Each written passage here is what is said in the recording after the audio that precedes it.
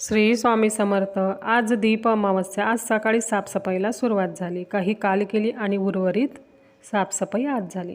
तर मैत्रिणींनो, प्रत्येक अमावस्येला घरातील जाळे जळमटे काढून घर स्वच्छ करून पाण्यामध्ये तुम्हाला खडा मीठ, चिमूटभर हळद, थोडंसं लिंबू पिळायचं आणि थोडं गोमूत्र टाकून त्या पाण्याने फरशी आवर्जून पुसायची। त्यामुळे काय होतं बघा, घरातील नकारात्मकता, वाईट ऊर्जा, अलक्ष्मी बाहेर पडते।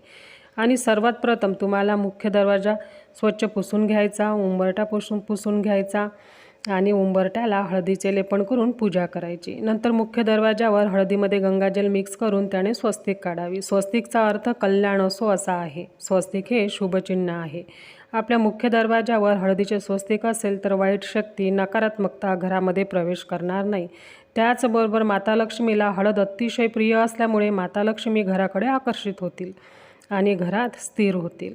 आणि त्याचबरोबर मैत्रिणींनो, आपल्या किचन ओट्याच्या वर भिंतीवर देखील आपल्याला एक हळदीचे स्वस्तिक काढायचे आहे। त्याने माता अन्नपूर्णेची आपल्यावर कृपा होते, घरात धनधान्यामध्ये बरकत राहते। तर ह्या सेवा तुम्हाला प्रत्येक अमावस्येला आवर्जून करायच्या आहेत। आणि आज दीप अमावस्या आहे, तर दिव्यांची पूजा आठवणीने करा। सकाळी किंवा संध्याकाळी तुम्हाला जसं शक्य होईल तसं करा, पण दिव्यांची पूजा आवर्जून करा।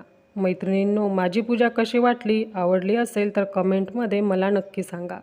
आणि हो, आपल्या चॅनलवरती अजूनही तुम्ही नवीन असाल, तुम्ही अजूनही आपल्या चॅनलला सबस्क्राईब केलं नसेल तर नक्की सबस्क्राईब करा। श्री स्वामी समर्थ।